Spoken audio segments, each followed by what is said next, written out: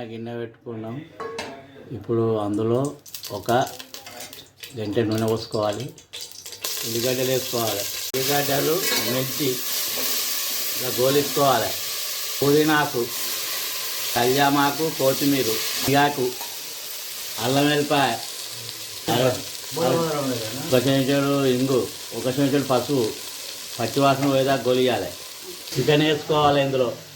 ఇప్పుడు చికెన్ ఇందులో వేసుకున్నాం. ముందుగానే అన్నీ కలిపినాం కాబట్టి ఉప్పు కారం కలిపి పెట్టిన పెరుగుతోటి దీన్ని చిన్న మంట మీద మూత పెట్టి ఉడికించుకోవాలి. 30 నిమిషాలు ఉడుకుతుంది.